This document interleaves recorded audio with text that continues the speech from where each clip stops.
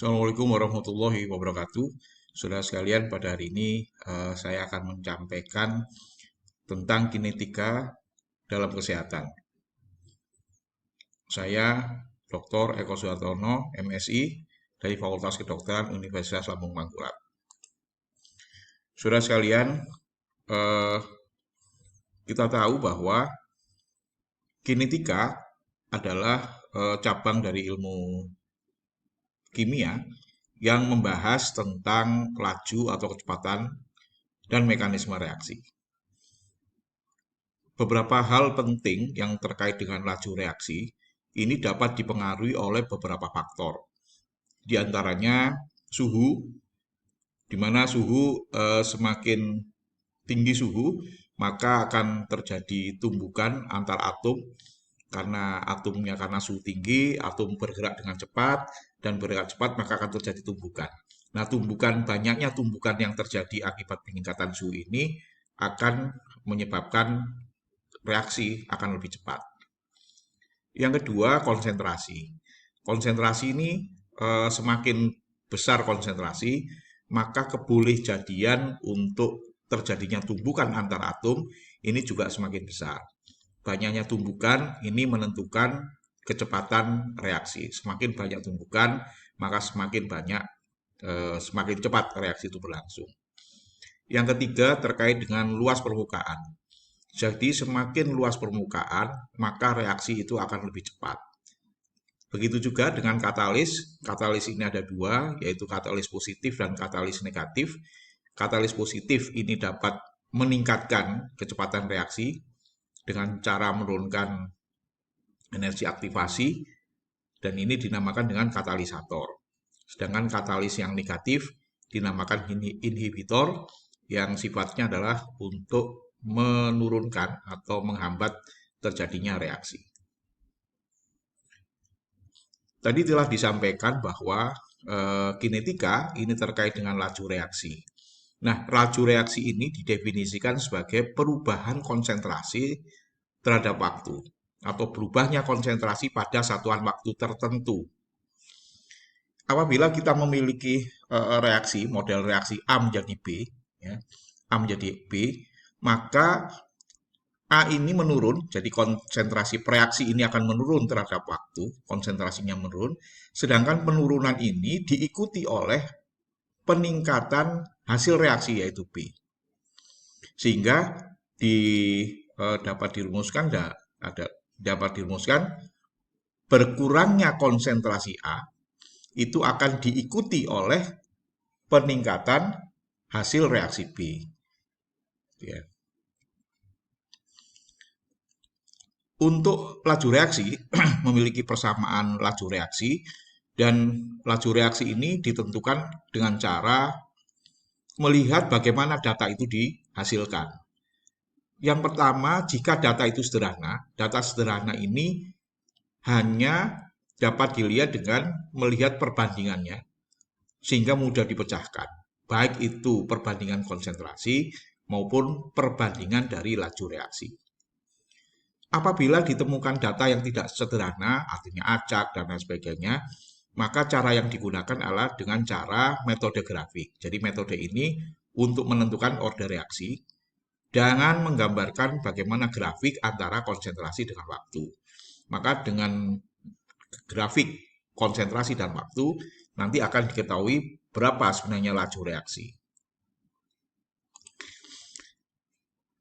Salah satu contoh, kalau kita melihat persamaan laju reaksi, dalam hal ini data sederhana, ambil contoh bahwa kita memiliki reaksi, mereaksikan antara A dan B untuk menjadi C. Maka konsentrasi A dengan koefisien P, konsentrasi B dengan Q, maka persamaan laju, ya, persamaan umum dari laju ini, bentuk umumnya adalah V sama dengan K dikalikan konsentrasi A pangkat M, dan B, konsentrasi B pangkat N. V ini adalah laju reaksi, ya.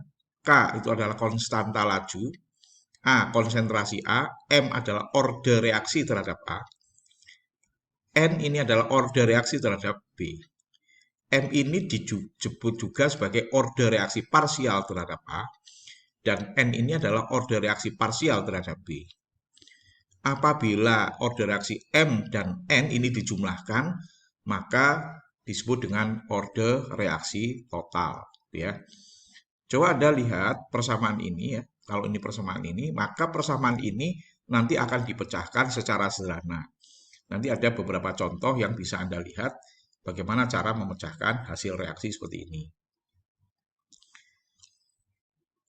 Kalau dilihat dari persamaan laju ini, maka V atau laju reaksi ini berbanding lurus dengan laju reaksi.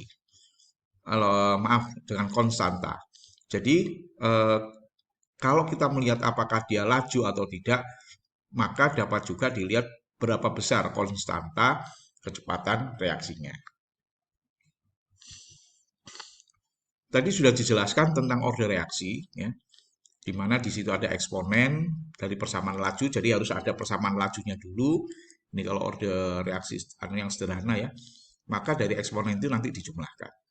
Tetapi kalau kita lihat dari ada lagi yang namanya molekularitas reaksi. Molekularitas reaksi ini adalah banyaknya atom atau molekul yang terlibat dalam sebuah tumbukan. Jadi kalau misalkan ini ada tumbukan ya, yang menyebabkan nanti reaksi itu berjalan, maka kalau yang mengalami tumbukan itu hanya satu molekul, maka dinamakan dengan reaksi unimolekular. Lajunya, kecepatan lajunya mengikuti kinetika orde 1. Kalau yang terlibat itu adalah dua atom atau molekul, maka dinamakan dengan reaksi bimolekular. Kinetikanya mengikuti kinetika orde 2. Kalau yang ikut tumbukan adalah 3, disebut juga termolekuler, maka dia mengikuti kinetika reaksi orde 3. Kita ambil contoh. Ini ada sebuah data, ya, ada data yang menyebutkan tentang reaksi antara gas nitrogen, nitrit oksid ya, nitrogen dioksida dengan Br2 membentuk 2NOBr. Hasil percobaan ada 5 kali, ya, seperti ini. Diminta untuk menentukan order total, persamaan laju, dan konstanta reaksi. Cara yang pertama adalah Anda harus membuat permisalan, misalkan laju reaksi adalah seperti rumus umum tadi itu, V sama dengan K, NO pangkat X, BR pangkat Y. Ya, kita buat itu dulu. Kemudian, kalau kita ingin mengetahui order reaksi parsial, maka ambil konsentrasi di NO ini yang konstan. Misalkan yang konstan itu dari 1 ke 2 ini konstan. Dari 1 ke 3 konstan. Dari 2 ke 3 konstan. Gitu ya. Terus kemudian kita buat persamaan lajunya. Jadi tadi saya sudah sampaikan ke 1 dan 2 itu konstan. Konsentrasi yang sama. Maka kita buat untuk 1 percobaan 1 itu V1. Itu K NO pangkat X, BR pangkat Y. V2 adalah kecepatan kedua, K, NO pangkat X, BR pangkat Y. Tadi diketahui untuk NO, itu sudah diketahui 0,1 karena sama gitu ya. Kemudian ini 12, 24, untuk BR 0,1 per 0,2 Y. Jadi kalau dikerjakan hasilnya 12 per 24 sama dengan 0,1 per 0,2 pangkat Y, maka hasilnya adalah Y sama dengan 1. Hal yang sama dilakukan untuk BR, ya. Untuk BR. Maka di sini Y diketahui sama dengan 1, dan X ini sama dengan 2. Maka dengan mengetahui Y dan X, kita masukkan ke dalam persamaan di awal, maka X sama dengan 2, BR sama dengan Y, maka persamaan laju reaksinya adalah V sama dengan K, NO pangkat 2, BR pangkat 1. Dan order totalnya adalah 2 ditambah 1 sama dengan 3. Jadi pertanyaan nomor 1 dan 2 sudah terjawab. Kemudian bagaimana cara menghitung K? Cara menghitung nilai konstanta kecepatan reaksi yaitu dengan cara mengembalikan lagi. Dilihat data di awal tadi. dengan menggunakan V sama dengan K, NO pangkat 2 BR pangkat 1. V yang pertama kita lihat 12 ya. K 0,1, BR 0,1, jika dihitung K sama dengan 12 kali 10 pangkat 3. Maka kita simpulkan bahwa eh, hasil percobaan reaksi 2NO ditambah BR2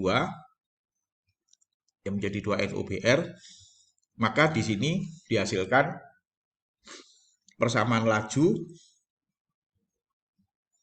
KNO pangkat 2 BR order total 2 dengan persamaan laju sebesar 12,10 pangkat 3.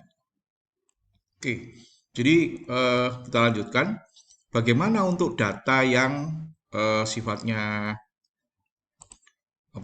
sifatnya tidak sederhana.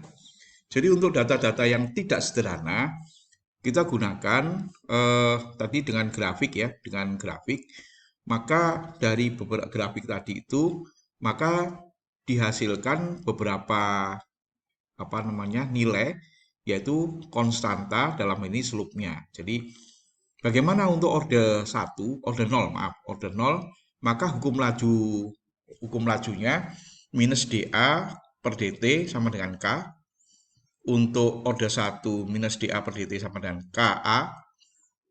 Sedangkan untuk 2 min dA per dt K pangkat A pangkat 2. Sehingga ini persamaan diferensial. Kalau diintegralkan hasilnya seperti ini. Jadi kalau diplot grafik ya, maka sumbu X-nya itu adalah K dengan YA. Ini juga demikian. Nanti kalau dibuat garis, maka ini antara ln A per B dengan T, maka hasilnya nanti garis lurus juga. Ini slope-nya, jadi ini satuannya. Persamaan ini dapat digunakan untuk menyelesaikan beberapa problem-problem yang ada di masyarakat. Kita kasih contoh. Jadi kalau kita contoh ya, ini paracetamol ya, saudara sering tahu kan paracetamol. Paracetamol itu merupakan obat analgetik yang digunakan untuk menurunkan demam. Jadi perubahan konsentrasi paracetamol pada waktu tertentu mengikuti hukum kinetika order 0 ya. Kinetika order 0. Jika kadar paracetamol mula-mula 10 ppm, berapa kadar paracetamol setelah 1 tahun? K 10 pangkat min 3 ppm. Jadi karena ini order 0 seperti di sebelumnya ya. Order 0 apa? A sama dengan A0 min KT. Jadi kita gunakan reaksi order 0, A sama dengan A0 min KT. A adalah konsentrasi paracetamol pada saat T, yaitu pada saat 21 tahun ya. Sedangkan A0 itu adalah konsentrasi paracetamol mula-mula. Jadi kita bisa kerjakan kalau mula-mula 10 ppm gitu ya, A0-nya 10 ppm, kemudian minus 10 pangkat minus ini K itu ditentukan 10 pangkat min 3 ppm. Terus kemudian waktunya 12 bulan. Jadi ini bulan dibuat bulan, jadi 1 tahun dibuat bulan, maka kalau dikalikan hasilnya 0,012 ppm. Jadi 10 ppm kurangi 0,12 hasilnya 9,98 ppm. Apa kesimpulannya? Kesimpulannya, jadi kalau kita ini punya paracetamol, kemudian dibiarkan begitu saja, maka kita masuk di dalam proses kinetika order 0 gitu ya. Kalau sudah order 0, maka penyelesaiannya itu juga dengan menggunakan kinetika order 0. Berikutnya satu contoh lagi, paracetamol dapat menjadi tidak aktif apabila kadarnya terurai 30% akibat oksidasi. Sebuah sampel obat ditempatkan pada suhu ruang selama 20 bulan. Jadi ini ada paracetamol ditaruh di ruangan begitu aja dengan suhu yang ada.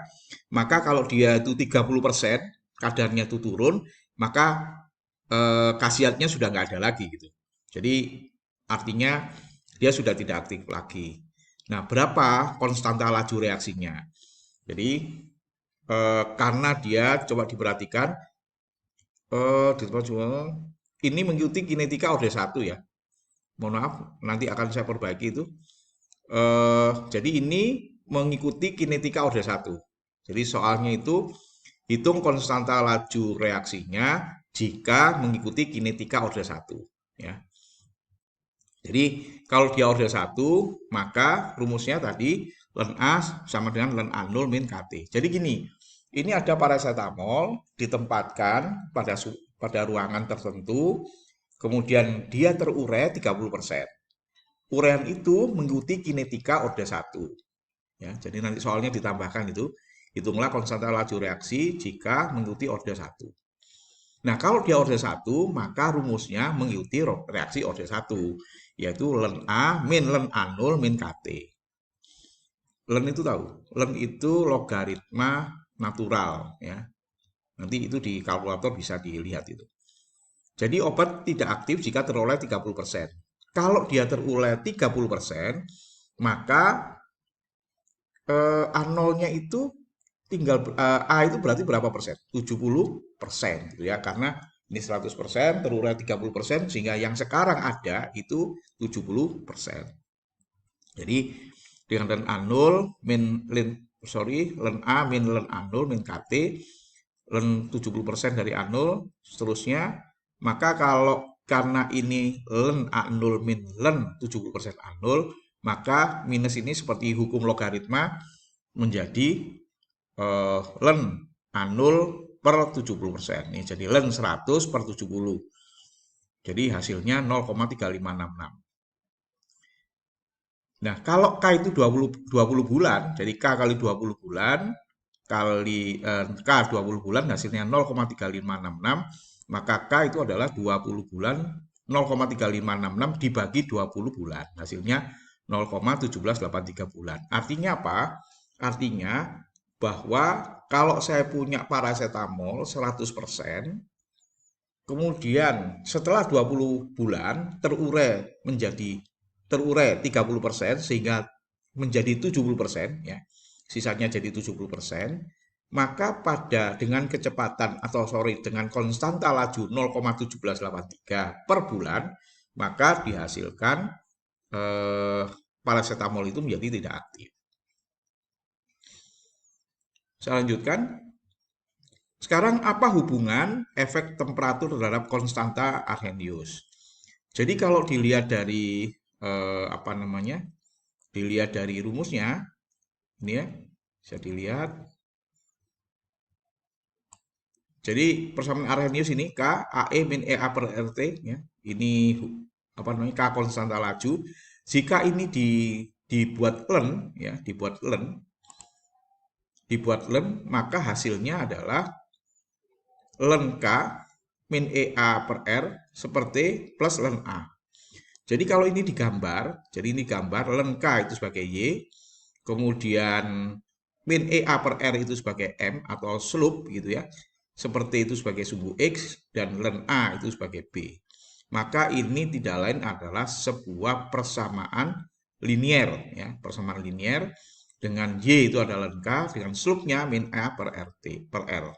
Jadi kalau kita punya data konstanta laju dengan kita punya data suhu, maka kita bisa menghitung berapa besarnya energi aktivasi. Gitu ya.